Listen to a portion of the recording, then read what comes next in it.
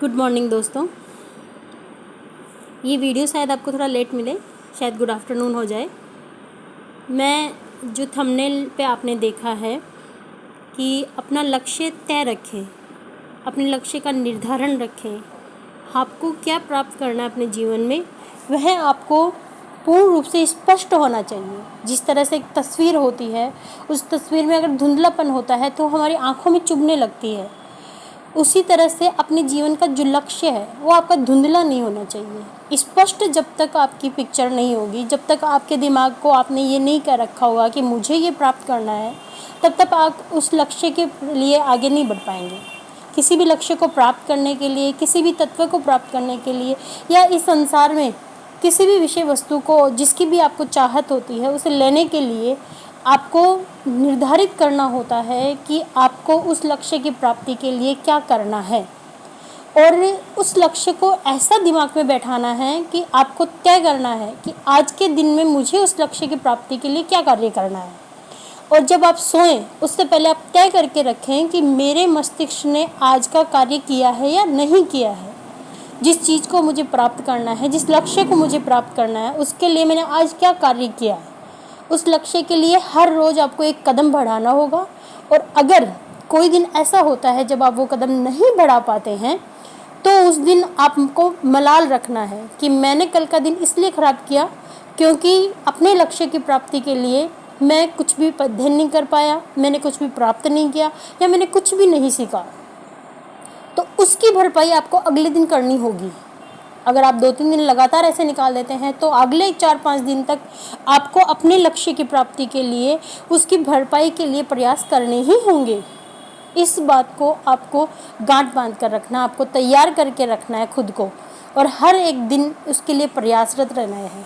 तभी आपको अपने लक्ष्य के लिए, आपको अपनी जो भी ख्वाहिश है, जो भी आप प्राप्त करना चाहते हैं इस जीवन से, वो आपको प्राप्त होगा। तो ये मेरा एक वक्तव्य था आप लोगों के लिए। और ये थंबनेल के हिसाब से मैंने आपको दिया है, बाकी अध्ययन जो है वो मैं आपको निरंतर करवा रही हूँ। इसके साथ ही खुद भी अध्ययन कर रही हूँ, और अपने अध्ययन में मैं अभी वर्तमान में आरपीएससी के असिस्टेंट प्रोफेसर एग्ज़ाम के इंटरव्यू की तैयारी कर रही हूँ। 15 तारीख को मेरा इंटरव्यू होने वाला है और उसके लिए मैं तैयारी कर रही हूँ। तो उस तैयारी में ही मैं चाहती हूँ कि मैं जो तैयार कर रही हूँ वो मैं आप तक भी पहुँचा दूँ।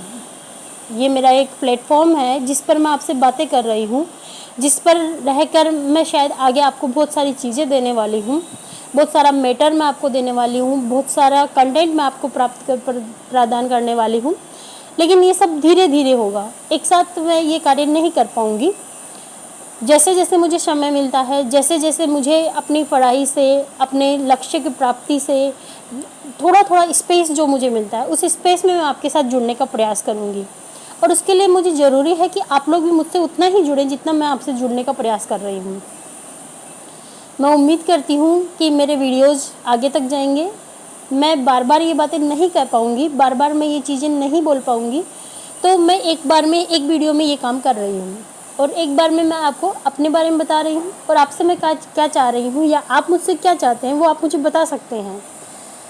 कोई कंटेंट के मामले में आप मुझे बता सकते हैं, किसी भी सहायता के बारे में आप मुझे बता सकते हैं, किसी भी प्रकार के टॉपिक के संबंध में आप मुझसे चर्चा कर सकते हैं। जो भी जानकारी आप मुझसे चाहते हैं, आपको लगता है कि मैं इस कार्य के लिए उपयुक्त हूँ, तो आप मुझे सजेस्ट ज़रूर करें। अभी जो मैं टॉपिक आपको छोटा सा बताने वाली हूँ वो छंद के विषय में बताने वाली हूँ। मैं आपको जो एग्ज़ाम्स में छंद लगे हुए हैं स्पेशल, सबसे पहले मैं असिस्टेंट प्रोफेसर के छंद लगे हुए जो हैं उनको कराने वाली हूँ। उसके बाद में मैं फर्स्ट ग्रेड में जो छंद लगे हुए हैं वो बताने वाली हूँ, और उसके बाद में सेकंड ग्रेड में जो छंद हैं उनको बताने वाली हूँ। तो इस तरह से मैं आपको टॉपिक वाइज तीनों जो भी एग्ज़ाम हैं, मैंने आपको कहा कि मैं तीनों एग्ज़ाम्स को टारगेट करने वाली हूँ, तो उन तीनों एग्ज़ाम्स को टारगेट करते हुए जो छंद लगे हुए हैं वो सारे मैं आपको करवाने वाली हूँ। सबसे पहले जो आज छंद के बारे में मैं चर्चा कर रही हूँ वो उनकी परिभाषा और उसके मुख्य जो 6 तत्व है। हालांकि 8 तत्व होते हैं और उसमें कुछ लोग 6 मानते हैं, कुछ 8 मानते हैं, तो ये मतभेद रहता है। लेकिन यहाँ जो मैंने जिस पुस्तक का सहारा लेकर आपको यह प्रदर्शित कर रही हूँ उसमें 8 तत्व दिए गए हैं। तो छंद के मुख्य रूप से 8 तत्व माने जाते हैं। छंद जो हैं वो काव्य की रचना में बाह्य तत्व माने जाते हैं कि रस और ध्वनि दो ऐसे तत्व हैं जो आंतरिक तत्व हैं। इसके अलावा छंद, अलंकार, भाषा शैली ये सारे के सारे बाह्य तत्वों में स्वीकार किए जाते हैं। तो छंद भी बाह्य तत्व स्वीकार किए गए हैं। यह 3 प्रकार के होते हैं, मात्रिक, वर्णिक और तीसरा जो होता है उभय अलंकार। उभय छंद होते हैं जिसमें मात्रिक और वर्णिक दोनों समाहित होते हैं। यह एक और हम मानते हैं वर्तमान संदर्भ में देखते हुए मुक्त छंद, जो रचना छंद से मुक्त होती है या स्वच्छंद जिसको बोलते हैं हम, वह छंद इसमें माने जाते हैं।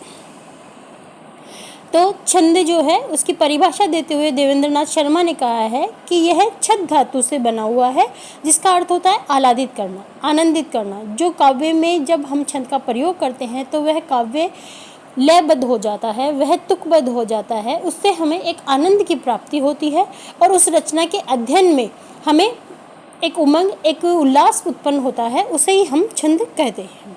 यह वर्णिक होता है और मात्रिक होता है और इनकी जो संख्याएं हैं वो निश्चित नहीं है क्योंकि ये अलग अलग रूप से अलग अलग दृष्टिकोण में प्राप्त होते हैं।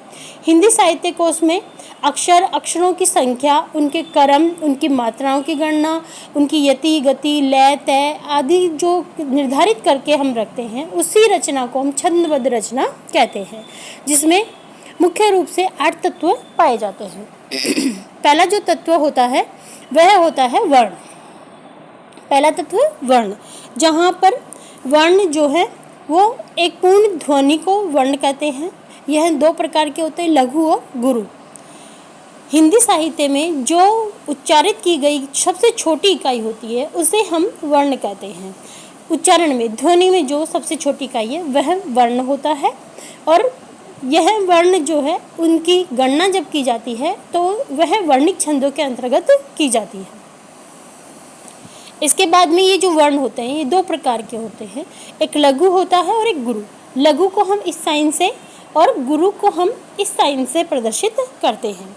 अब इसको हम लोग आई या एस का भी नाम ले सकते हैं क्योंकि नॉर्मली ये इनकी जो बनावट है वो रोमन संख्या के आई और एस के समान होती है, तो हम इसका प्रयोग भी कर सकते हैं। तो लघु के लिए आई या एक भी बोल सकते हैं हम कि संख्यावाचक एक भी ऐसा ही लिखा जाता है। तो इस प्रकार से इनकी आकृतियों के आधार पर हम इनको एक, एस, आई, लघु, गुरु जो भी आप कहना चाहें वो कह सकते हैं। तो लघु जो है वो 1 के जैसा और एस के जैसा या 5 के जैसा जो होता है वो गुरु होगा। व्याकरण में लघु जो होता है उसे ही ह्रस्व कहा जाता है। व्याकरण के अंतर्गत जो लघु होता है उसे हम ह्रस्व या ऋस्व भी कहते हैं। इसकी एक मात्रा मानी जाती है और इसका चिन्ह होता है लघु, ये 1 या आई। सभी मूल स्वर या मूल स्वर युक्त व्यंजन लघु माने जाते हैं, जैसे ए, ई, उ, री, कृ, त्र, ये सारे के सारे जो हैं वो लघु स्वर माने जाते हैं। गुरु जो होते हैं उसमें मात्रा साथ में होती है कि उसमें गुरु को जो संस्कृत या व्याकरण की भाषा में दीर्घ कहा जाता है। गुरु की मात्रा को 2 गुना गिना जाता है, यानी 2 गुना गिन करके हम उसकी गणना करते हैं। सभी दीर्घ स्वर या दीर्घ स्वर युक्त व्यंजन गुरु माने जाते हैं, जैसे आ, ई, जिसमें भी मात्रा लगी होती है वह गुरु शब्द कहलाएगा या गुरु वर्ण कहलाता है। उसके बाद में मात्रा, वर्ण के उच्चारण में जो समय लगता है या रुकने का जो स्थान होता है उसे हम मात्रा कहते हैं। छंद शास्त्र में ह्रस्व और दीर्घ दोनों के वर्णों के लिए मात्रा दी जाती है। इसके बाद में जो चौथा पॉइंट है वो है चरण या पाद, कि प्रत्येक छंद में 4 चरण मिनिमम होते हैं। उन चरणों में जैसे रघुपति राघव राजा राम, पतित पावन सीताराम, तो रघुपति राघव राजा राम तो ये एक छंद होता है, पतित पावन सीताराम यह दूसरा चरण होगा। तो इस प्रकार से प्रत्येक छंद जो है उसमें 4 चरण होते हैं और उसमें पहले जो चरण होता है उस चरण पर जो विराम आता है, जो रुकने का स्थान आता है उसे हम यति कहते हैं और उसके बाद में आगे के क्रम में जो अंत में हम पूर्ण विराम मानते हैं या हम आई की मात्रा लगाते हैं या 2 मात्रा लगाते हैं उसे हम यति कहते हैं, गति कहते हैं। तो इस प्रकार से यति और गति 2 छंद में तत्व होते हैं। प्रत्येक चरण में मात्रा और वर्णों की संख्या निर्धारित की जाती है और उनकी गणना के आधार पर ही हमें पता लगता है कि इस छंद में, इस चरण में कौन सा छंद प्रयोग किया गया है। तो मात्रा के आधार पर मात्रिक छंद और वर्ण के आधार पर वर्णिक छंदों का पता हमें लगता है। इसके बाद में अगला जो तत्व आता है वह होता है क्रम।